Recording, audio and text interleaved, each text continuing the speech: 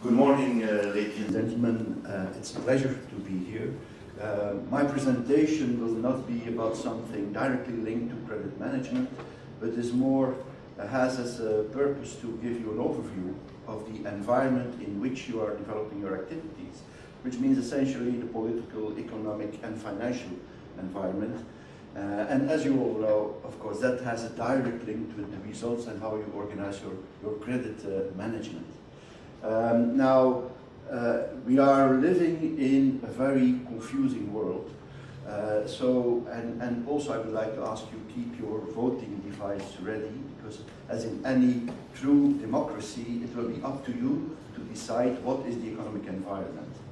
So that's a good solution for an economist. It's up to you. So if your forecast is wrong, it's your problem. So let's start with the confusion in our world. Confusion is all about we are uncertain, we don't know what will happen, we don't understand exactly all the risks. But if you look at the reality of the economic development and the forecasts, it seems all quite under control. This is the latest IMF, International Monetary Fund, forecasts of October last month. And what they forecast is world economic growth 2013 was a relatively bad year, but not a disaster. 2014 more or less stability, and next year more growth. If you look at the US, no crisis at all, 2.2% growth, this year 2.2, and next year, happy news, 3.1% growth. The Eurozone, the sick child of the world, we had a real recession in 2013, some recovery in 2014, and a growth which is still relatively low, but for European standards, not too bad, 1.3 next year. Japan, that's another story that is really in a long period of 25 years of stagnation, the Japanese disease, which some fear would come or could come to Europe. And then if you look at the emerging economies, 4.7 last year, 4.4 this year, more or less status quo, and next year again 5% growth. So if you look at these figures, you would say, well, where's the problem? If you look closely to the US, for example, everything seems quite fine. Here you see GDP growth for the US. We see the cycles, the 7-year cycles more or less, high growth, over optimism, over confidence and a crash, high growth and a crash, high growth and a crash. This was the crisis of 2008, negative growth of 3%. And now the US after 1 year was recovered, and we see here already the forecast, we are gradually going up to 3%. No problem at all. If we look a little bit closer to that US, what are the ingredients of the recovery? Well, a couple of the major elements which were leading to the crisis. The US had a housing bubble before the crisis and a housing crash. Well, here you see the housing prices in the US. The crash was housing prices coming down with about 20%, and in the meantime they have more or less recovered. So everything seems to be under control concerning housing prices.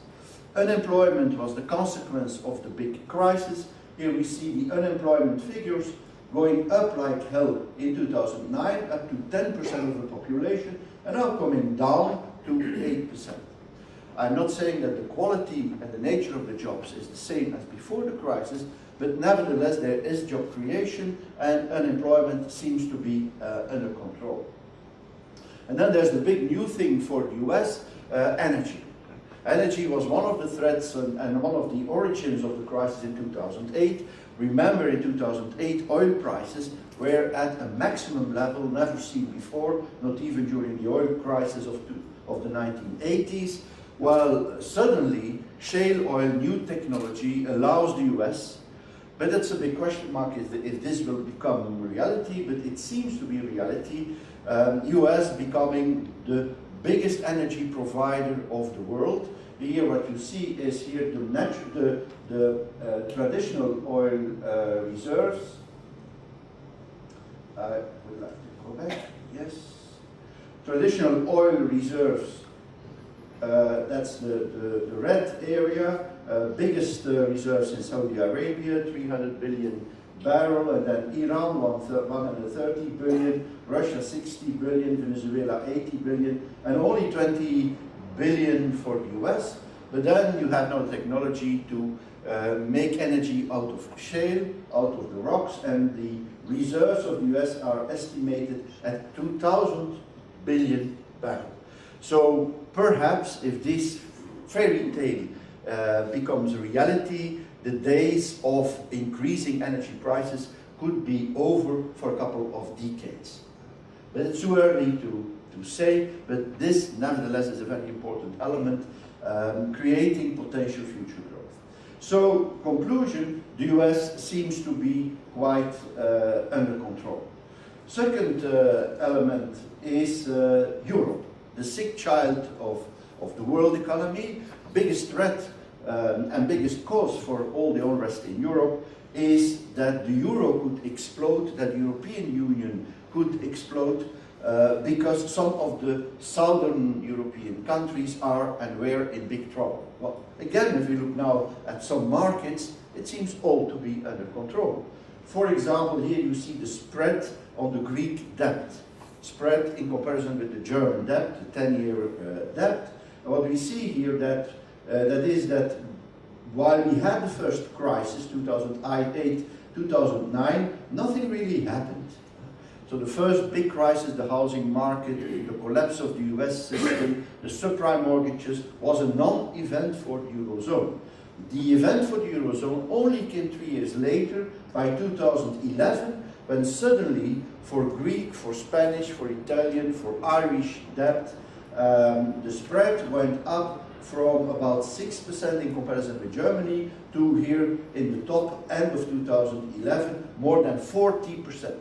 That means that all investors in the world declared Greece and Italy and Spain and Ireland and Portugal bankrupt.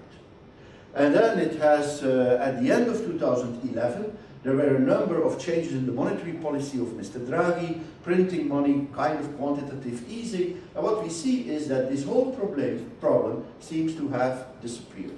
All these countries are back, coming back to the markets, do not need money from the IMF and others, so where's the problem? And if you look at growth figures within the Eurozone, what we see is, again, here, Germany, 0.5 in 2013, 1.4, 1.5, so increasing growth. Not yet the 2 to 3% of the US, but it seems quite okay. France, it's below and behind Germany, and France gradually becomes the sick element within the Eurozone. On the other hand, all the pigs, all the weak countries, what some call the Club Med, the southern countries, Spain, Ireland is not really Club Med, but nevertheless was one of the weak countries because of the crash of the housing market. Greece and Portugal, negative growth in 2013, coming back to positive territory in 2014, with some very nice surprises in the forecast for 2015. Greece growth up to 3%, Ireland 2.5, Portugal 1.5, Spain 1.7. They have growth now forecasted for 2015, clearly higher than Germany. And if we look at the current account, the competitiveness, exports minus import, well, a lot of good news again, a lot of good news. Germany, the motor of exports in Europe, 7% net exports. France, the sick element in Europe, not competitive and negative, so meaning more import than export, and this structurally. And here we see that all these weak countries are back to being competitive. They almost copy, like Ireland, the German attitude. So where's the problem? And then if you look at the emerging economies, well, these economies clearly have some problems in adapting to the new situation. But if we look at the figures, there's nothing spectacularly going on. Here are the BRICS, the new world. If we look at China, 7.7, 7.4, 7.1 in 2015. The days of growth of 10%, double-digit growth, are clearly behind us, but we should not forget that in the meantime, China is not a complete developing country anymore. It has become a powerhouse. So continuing with the growth rate of 10% becomes gradually impossible. Their period of extremely high growth is clearly behind them, but still getting 7% growth is not too bad. Brazil, that's another story. Very low growth, it's really a fallen star. With low growth and high inflation and negative current account, that are the three ingredients which are fatal. No growth, high inflation, and not competitive. It's not the place you want to be. If you look at India, high growth with high inflation and not competitive. Not very nice either. And if we go to Russia, it's a complete disaster. No growth, high inflation, and despite all the energy resources they have, almost no surplus on their current account. So this is the BRICS world, not a catastrophe, but it's very clear that now the BRICS countries, which were considered until 4 years ago as the countries that would take over the world economy, well, they now also have their own problems to resolve, and that creates structural reform, and that creates unrest and uncertainty. Fine. So, if we look further down the road, world economy, again, forecasts of the IMF, a lot of good news. For example, the countries which will have growth of more than 6% according to the IMF, there are about 40 countries in the world for which the IMF forecasts growth above 6%. Where are these countries situated? Well, around Russia and the former USSR, a lot, 11 still in Asia, including China. Latin America, nothing left anymore, it's over for the time being. Middle East, very few, but in Black Africa, 20 countries with a growth of more than 6%. Which means that the world economy is again changing, gets now in another dimension of globalization, with growth engines out of Black Africa, Sub-Saharan Africa. So this is more or less the picture of the world. And here you can, for the first time, use your voting devices. Where do you think for the next year we will see the highest growth rates? 4 exotic countries, one a little bit more exotic than another, China, Korea, Kazakhstan, and Brazil. It's up to you to disagree with the IMF.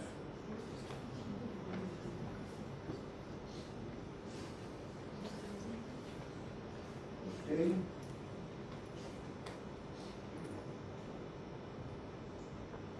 Results. Kazakhstan seems to be the winner. China 90%, Korea 21%, Kazakhstan 47%, and still some of you still believe in the recovery of Brazil. If I take back the figures of the IMF, what the IMF is telling us is China by 2019, so that's the long-term forecast. Be aware of long-term forecasts of economists. Never believe it, that's my disclaimer. But they say China from 7 to 6, Korea around 4 and it remains 4, Kazakhstan today 4.6 up to 5.7. So still below, by 2019, below China, but a rising star. And then Brazil stuck at 2 to 3%. That's the long-term forecast. Never believe it. Now, if you say growth, that's opportunity. We have heard it from the previous speaker, opportunity is nice, but uncertainty is not nice. Losing a customer or winning a customer is opportunity, losing everything or losing the amount of your invoices, that's full loss. So where do you think or where do you expect credit management to be poor in one of the 4? Poorest credit management standards.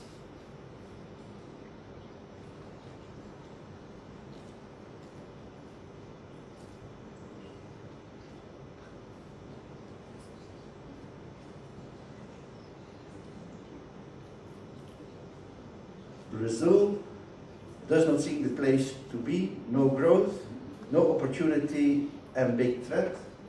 On the other hand, Kazakhstan, the rising star, but also with relatively poor credit standards. That's a trade-off to be made with all the ingredients of credit management, which are costly, but probably essential in that kind of countries.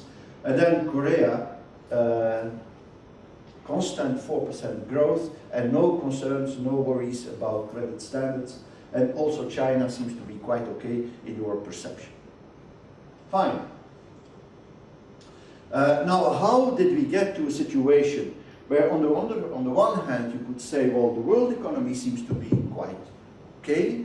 We see everywhere in Europe recovery, we see high growth in the US, we see some of these emerging countries in trouble, but that's not a threat for the world economy. And at the same time, there is that global feeling of uncertainty, not understanding what is going to happen. It's a very strange paradox.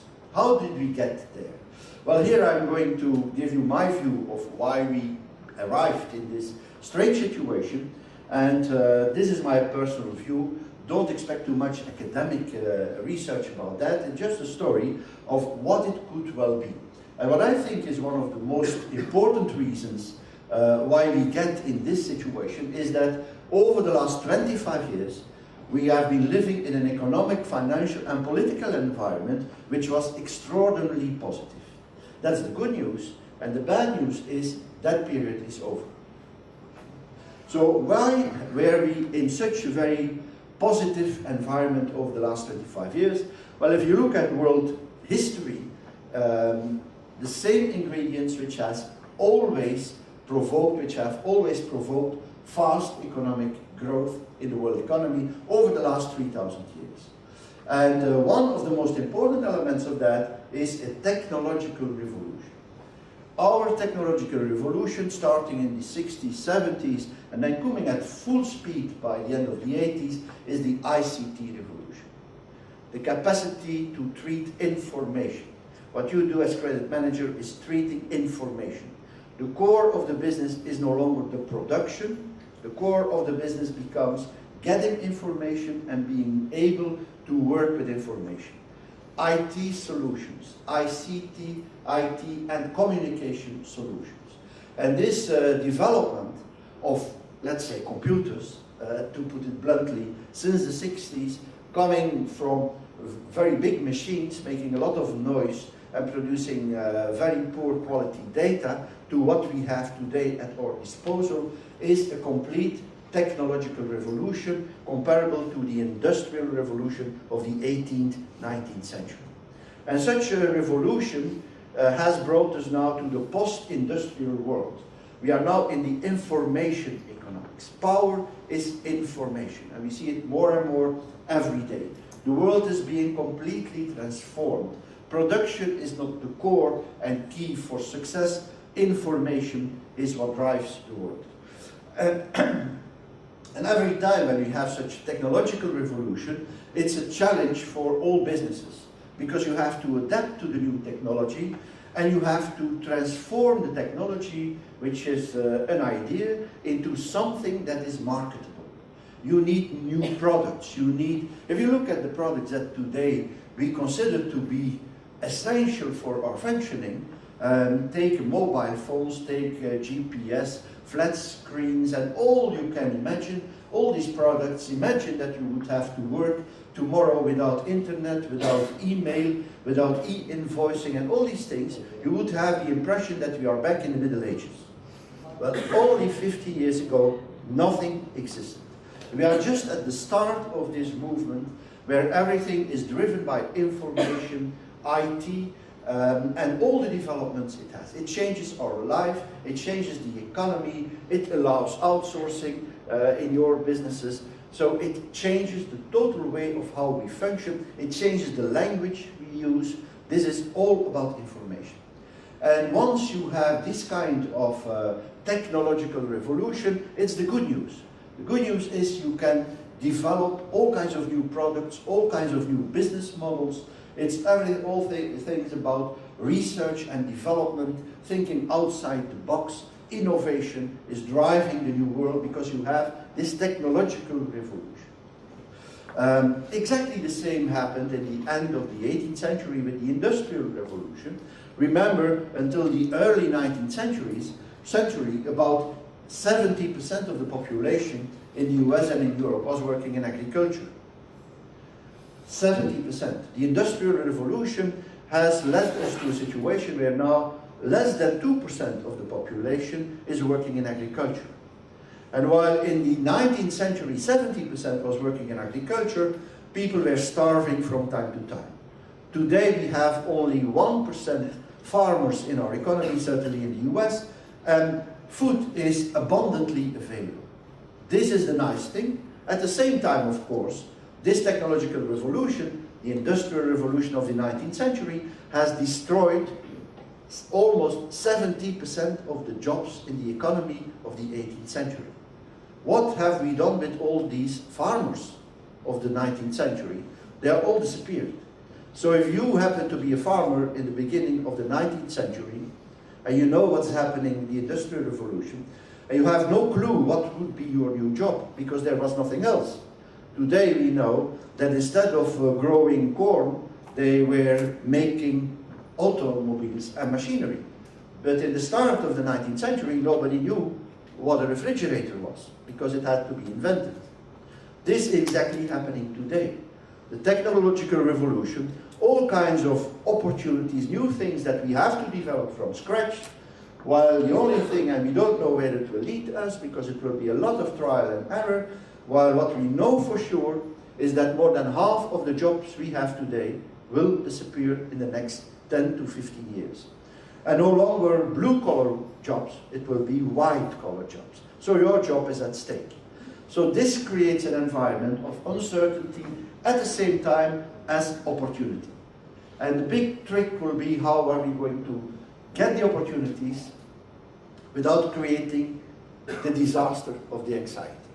So that's the technological revolution. Every technological revolution leads to political revolution. In the 19th century, the Industrial Revolution was fundamentally a story of the UK and later on the US. And these two countries, the UK until the Second World War, was really the master of the world, and after the Second World War it became the US, driven by Industrial Revolution developments where they were the first to adapt and to develop all the new products. Now, the technological revolution of these days, ICT, is also and has led to a complete political revolution. And the complete political revolution is that the world order, which existed until the Second World War, is totally destroyed. Remember, until even the years 80s, the world was dominated by the Free West. We had three types of countries in the world: the Free West, that was Western Europe, Northern America, and Japan, which was part of the West Alliance, or not alliance, but the western part of the world after the Second World War. And then we had the communists. They were behind the Iron Curtain. This country was part of the communist world, which had a totally different way of organizing the economy. And then you had the biggest part of the world population were the underdeveloped. And the underdeveloped were poor, stupid, and cheap.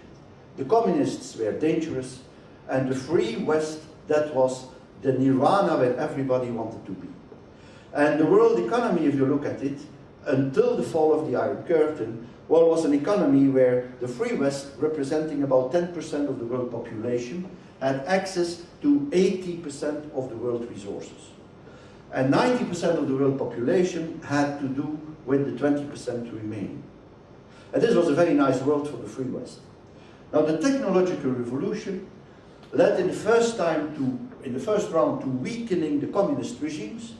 Why? Well, if you have a new technology, you need people who invent new things. You need Bill Gates, you need all kinds of people who try certain things, speech technology, and then they fail, and then someone else takes over, and then you have Facebook, and you have Yahoo, and then you have mobile phones.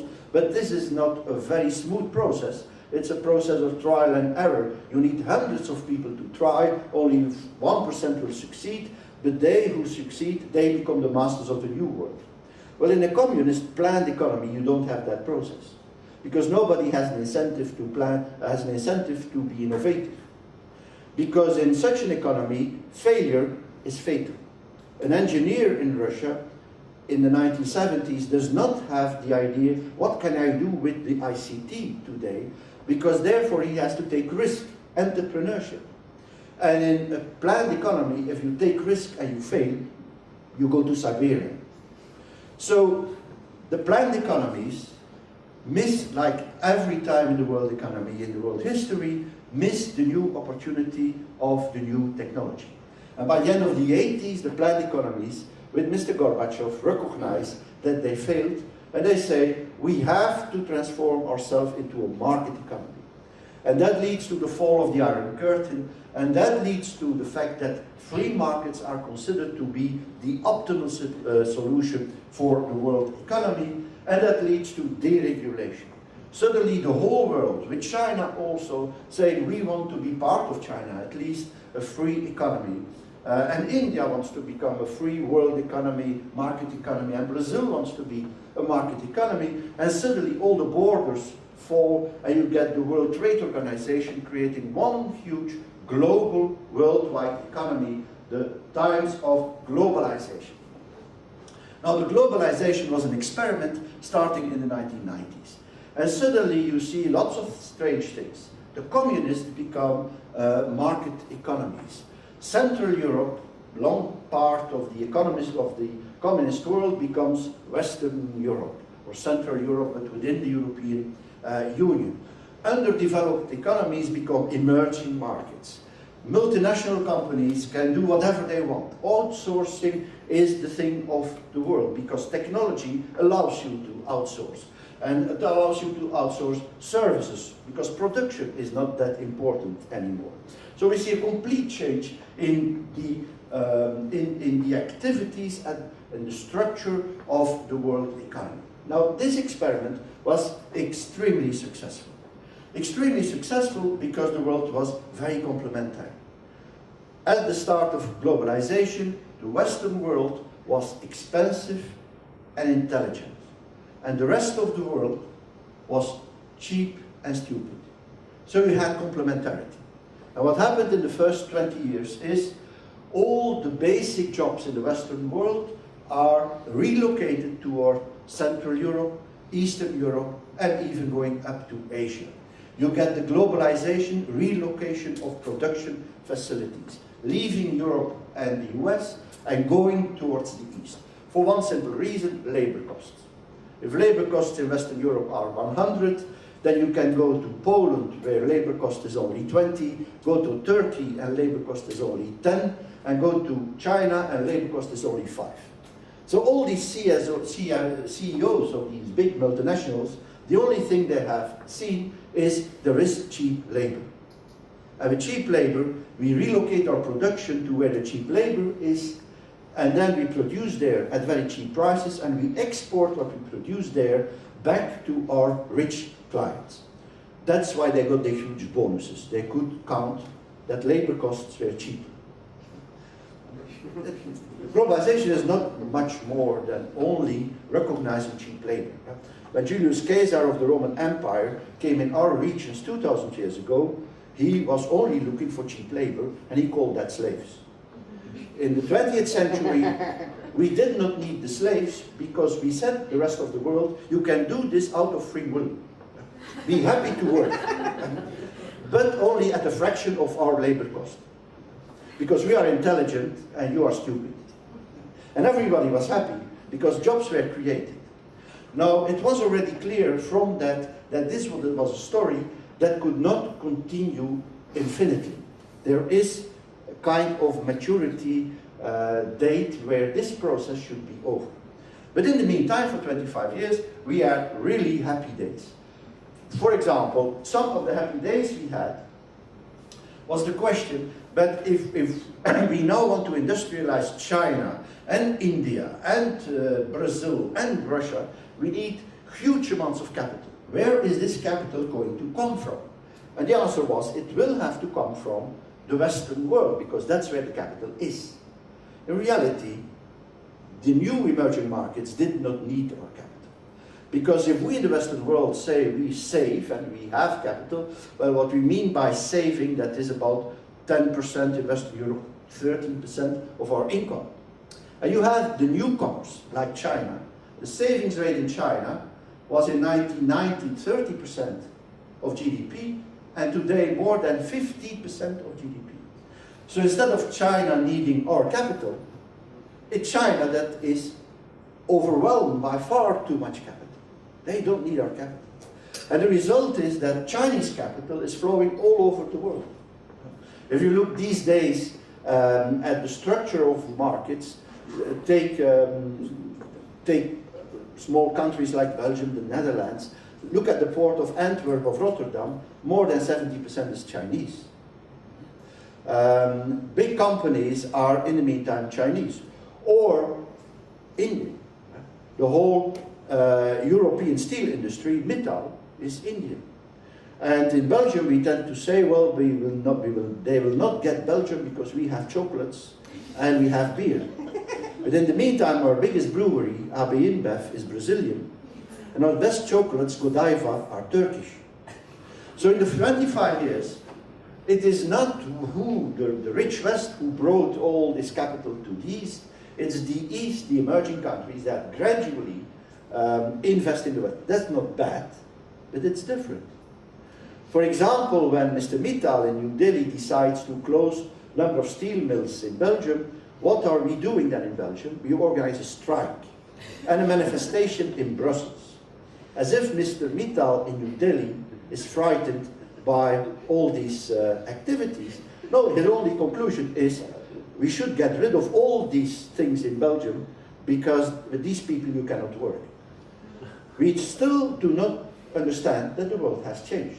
And when I am speaking to audiences like here, from time to time I ask the question, apropos, what is again the name of the new Chinese president? And then now it starts to come a little bit in the press, but Xi Jinping is a name that nobody is interested in. We seem to forget that according to all economists, today China is the second biggest economy of the world. Within 5 years it will probably be the biggest one, but we are not even interested in understanding what Mr. Xi Jinping wants to do with the world economy, while he represents 1.3 billion people. We know everything about Obama and the shoes of his lady. That's fine, but that will not help us for the next century. We have to understand how the new world functions, with new people and new regions taking over, or at least participating in the world of tomorrow. Okay, what also this period was bringing to us, thanks to cheap labor, not thanks to Mr. Bernanke or Trichet, but to cheap labor, is that everything that was produced in the East, even in Turkey or in Czechia for people in Western Europe, well, became cheaper. That's why you do outsourcing, because it's cheaper. If it's not cheaper, you don't do outsourcing. And you're not going to make an effort to relocate, to create jobs here and in the East if it's not cheaper. So thanks to the cheap labor, you get what we saw also yesterday, the cost of business services comes down. And all these outsourcing devices are only looking for the cheapest place to produce. And if China is too expensive, they go to Vietnam. But then if they continue to the East, they get back in the US and then the game is over. So that's the process that we had over 25 years, but that gradually gets to its end. The result of this cheap labor was inflation is dead. If inflation is dead, interest rates come down. And this is what interest rates did over the last 25 years. German interest rates. Starting at 10 and ending 25 years later at close to 0. Everybody knows if interest rates come down, it means stock markets up, bond markets up, housing prices up, because everybody is rich. And gradually we are addicted to double-digit return, because all this falls just from our mathematical formulas to calculate present value. But now we are at 0. So as an economist, I don't know a lot, but I know that I don't know a lot. But I know that interest rates cannot come down with 10% anymore. They are zero. So if interest rates remain zero, the average return on a portfolio will be zero. And if interest rates go up, the average expected return will be negative. That's a new world. So all those who say, but we are experienced people, 25 years experience, I say this 25 years experience is complete nonsense. Because it's 25 years of experience with this kind of development of interest rates. So throw away your experience of 25 years if you have to live in a world without interest rates coming structurally down. Okay, so in the meantime, other imbalances were growing. For example, in the US. This is the current account of the US. Until the 90s, it's more or less okay, surpluses, negatives, and then we start with globalization, only import. Now how do you finance the import? It's by taking a loan. Where can you find a loan? Well, fortunately, we had the new, this is the capital position of the US, it's a Federal Reserve statistic, which means all the assets of the US abroad minus all the liabilities of the US to the external world. And that was quite okay until the 90s. And then this is what we see. The external debt of the US today is $14,000 billion, 14 trillion. Now who is investing, who is buying all that debt? Well, here you see the Central Bank of China. Foreign reserves in China until 1990, zero. Foreign reserves today already above $4 trillion. In other words, the deficits of the US, and Europe is not better, are financed by countries which we still consider to be stupid, poor, and underdeveloped. At the same time, it's they who finance, who sponsor our debt. And if in China suddenly they say we stop financing the rich West, then it's over. It's as simple as that. Now they are not doing that. They could have some ideas about that. They are not doing that for good reasons. I come back to that in 2 minutes. What's far more important is the complementarity. We are rich and intelligent, and they are stupid and poor and cheap. Well, it's over. If you look at the most recent listing in New York, the biggest ever, Alibaba, it's no longer about cheap production and copying products in China. It's about a new generation of Chinese entrepreneurs, supported by Mr. Ping, who say, we want also part of the value added of new technologies. And we will challenge now the Western world with new technologies and new companies. We don't agree that the Facebooks, the Yahoos, the Googles are all American-based. No. Why not try to do it for the whole world, but China-based? And the standards for the future should be Chinese standard, because we are 1.3 billion people, and our best people all have degrees of Harvard or MIT. So why should they not be capable of challenging the Apples of the world, the Googles, the Facebooks, and the whole ICT world, which is now dominated by US and Europe? This is happening now. And that's why we have this kind of crisis. If you go to after 8 years of uncertainty, this is where we are. And the most important step, the graph of my whole presentation, is this one.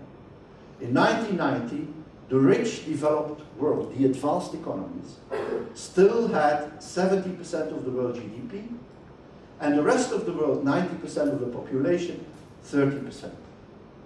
IMF said us last year, it's break even. The stupid and cheap world is as important as the rich and developed world. And this year is the first year that the stupid and cheap are more important than the advanced. And this is the forecast. The red line will go up to 70 and the blue line will go down to 30. And the question is, how will we adapt the whole infrastructure of the world? That's the big challenge, and that creates all the unrest. This, in my mind, is not a crisis, because a crisis is something where you have a dip, you adapt, and you're back to normal. What we are in is in a regime switch, which means it's not a dip.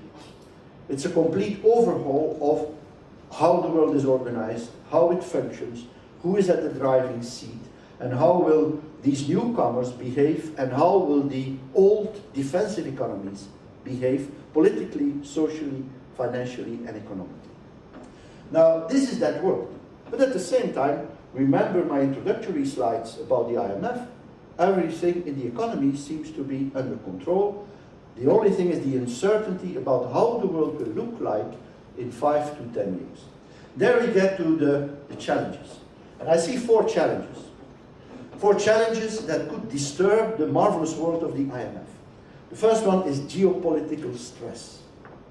And I'm not only talking about the Middle East and Islamic State, I'm also talking about Mr. Putin and Ukraine, the fear in the, not as much here, but certainly in the Baltic states, even in Poland, about the uncertainty, what is Russia going to do. They are challenging clearly the masters of the world, certainly the US, and they are challenging Western Europe. You see all kinds of signs how they are trying to do it. For example, a couple of months ago, the 5 presidents of the BRICS country create a parallel road, parallel to the IMF, was the master of the world in financing the countries in trouble, but they say we will create our own development bank to rival the World Bank and the IMF. But they say, let the Western world do what they want. They created the IMF, but the IMF is only an agent of the US and Western Europe. We create our own World Bank, our own IMF, and we will change the monetary situation of the world. In other words, they say, we don't accept that the dollar and the euro are the major currencies of the world. We want our currency, the yuan renminbi, to be also one of the major currencies of the world. And we want our say at every level of world political, financial, and economic decisions. You cannot blame them. The fact that the military order dominated by the US is over creates everywhere in the world people who take that as an opportunity to try experiments to become autonomous, to challenge the Western world. And you see this map with all the conflicts every year becomes more complex. And conflicts means political risk and means credit risk. What do you think are the biggest risks for the economy from a geopolitical point of view? And I have just 4 examples. Each of these 4 could happen. If it happens, we cannot say this is a complete surprise. But nobody says that it will happen. Is it EU-Russia, where we will have huge problems? Is it the elections in the US? The midterm elections are behind us, but the next one could again bring surprises. Is it China that's suddenly going to behave towards its neighbors in an, for the West, unacceptable way? Or is it just pure terrorism? Up to you.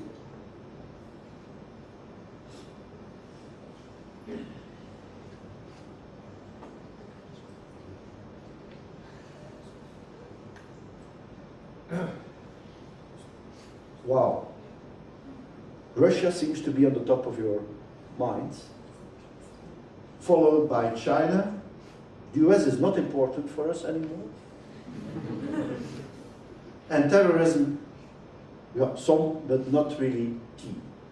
So what we are thinking here is it's the old battles of communists against the rest of the world that are going to be dangerous for the world to come. Thanks. Second, my conclusion is I don't think that anything of this will happen, otherwise you have to change fundamentally all the forecasts of the IMF. Why is it not going to happen? Because as well China or Russia, they know that the world is globalized. Globalized means interconnected, means that unilateral activities will fire back as a boomerang. And because everybody is hostage of everybody, everybody will behave. Perhaps naive, but that's underlying the assumptions of the IMF. But take care of these assumptions. Second, we have to deleverage. Deleverage means this is the level of debt in the world, which means debt in comparison with GDP.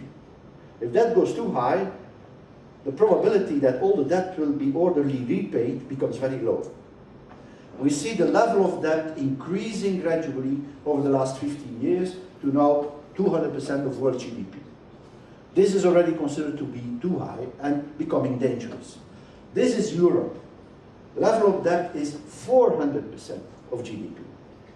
That is leading to all the problems in southern countries. Far too much debt. Our economies are funded by debt. Now, what do you think about the probability of a new banking crisis, financial crisis, within the next 2 years? Do you think it's unlikely? That's less than 20% probability. Do you think it's possible? That's number 2, or B, 20 to 50%? Do you think it's likely, 50 to 80%, the next 2 years? A big financial crisis as the one we had in 2008? Or do you think it's almost inevitable? That's 4, more than 80%. Up to you.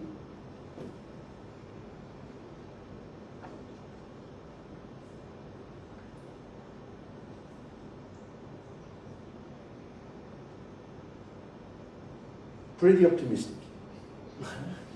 Pretty optimistic. It is possible, but not likely. And it can certainly be that we don't have any crisis in the next few years.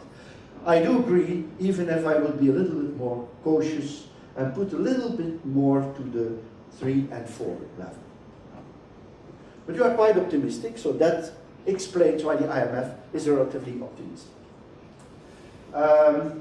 Normalization of monetary policy. We all know that Europe and the US have only been rescued thanks to printing money. The Federal Reserve, also the ECB. At the same time, we see the new bubbles everywhere. Leveraged loans, leveraged syndicated loans. Stock markets going up in the US, not in Europe, but in the US already. So that are new bubbles.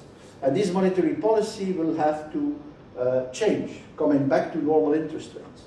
That could create new crashes of the bubbles. So that's number 3. Will it happen? It could, but it's not for sure. 4th big risk is the monetary union. Is Europe rescued, or will we really get into more trouble? Again, more countries in trouble, like France, but why not again Spain, again Greece? And that's a question of the political construction of Europe, where a lot of work has been done. This is the big problem of Europe. Unit labor costs since 2000 in Germany have almost not increased. In the rest of Europe, unit labor costs have increased by more than 20 to 30%. This is not sustainable. So we will see if Europe survives.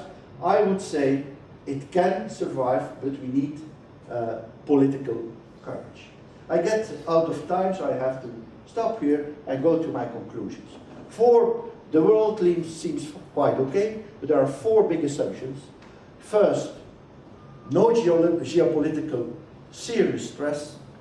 Second, deleveraging happens without shocks. 3, monetary policy normalizes without shocks. And 4, the European Union is strong enough to survive all the turmoil. Conclusion, politics are back. The switch from the Western world to the Eastern world is continuing. No matter if you look at the crisis, and here you even don't see a crisis, the developing world continues to grow at 6 to 7%. The advanced economies grow at 1 to 2%. So you see that the map is changing, shifting towards more and more developing countries. This graph says it all. The process of globalization is not broken. We see Southern Africa, we see a lot of things happening, so we are not going to protectionism, what could have been the result of the crisis. This is very good news. But nobody knows how the world will look like in 5 years, and this is the regime switch we are all living in. This is something that was written by Keynes in 1931, comparable situations, big crisis, nobody knows what the world would look like, and this, I think, is advice to everybody, also in your profession. Keynes was writing in 1931, at the deepest of the dark depression of the 1930s, if we consistently act on optimism, this hypothesis will tend to be realized. But if we act on pessimism and fear, we can keep ourselves forever in the pit of want. 1931, could have been written today. It means don't be pessimistic, it will not help you. So be optimistic. Perhaps later on they will call you naive optimists, but at least it will help you to realize what you dream and what you hope for. Thank you very much.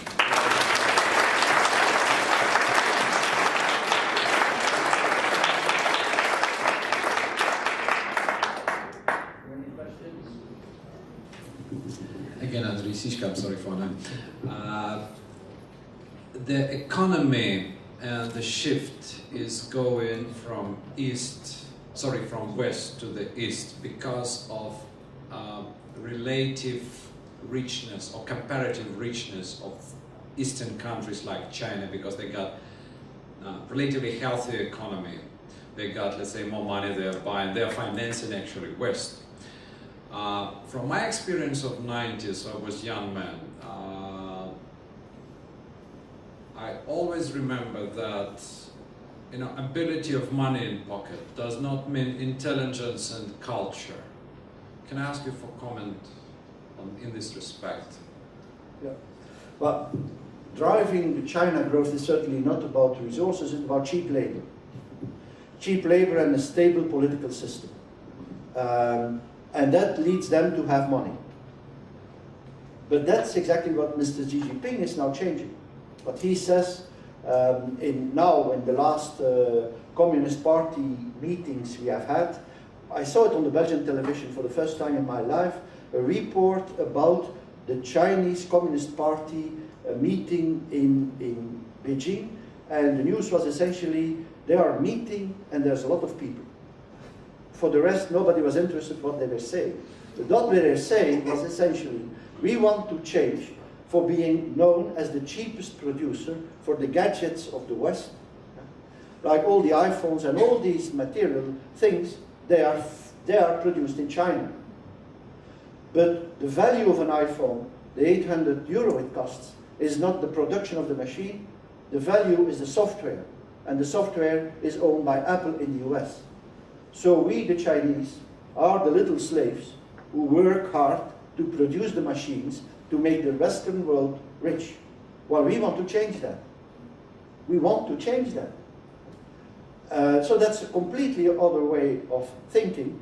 We want to go up to the value chain. And that's what's happened with Alibaba.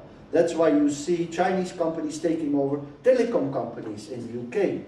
How they are taking over now the financial companies, some banks, some insurance companies in Europe and in the US. So they want now they are ready to go up to the value chain. So the complementarity between the poor, underdeveloped, and the rich, expensive, is over. Now this is not necessarily bad, it was inevitable. You cannot expect 90% of the world continuous forever to work at 10% of our salaries. You cannot expect that. And now they are at the level to say, well, now the cards are different. So everybody has to adapt. In China, they also have their structural reform needs. They cannot continue to grow at 10%. They are too big. So they have to grow a little bit less fast, 7 to 6, and then to see how socially they can absorb and adapt to this lower growth environment. Thank you very much.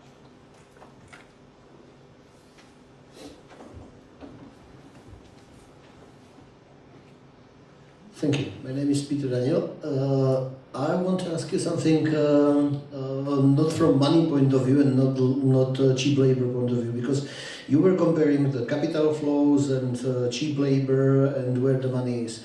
But on the other side, I think that why Chinese production is cheaper is not only cheap labor, but it's also, let's say, not so strict regulation of environmental protection. And one day for this cheap production in this big area of China, for this unprotected environment, somebody needs to pay. So how you can see future for this?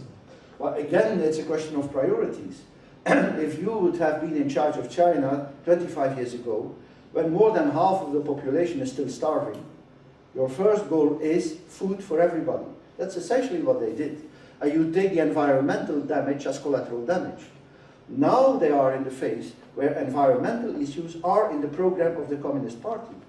And for example, Mr. Ping says, within this and 40 years, that's for them the short term. For our companies, the short term is tomorrow, and the long term is the next quarter. Well, their short term is 40 years.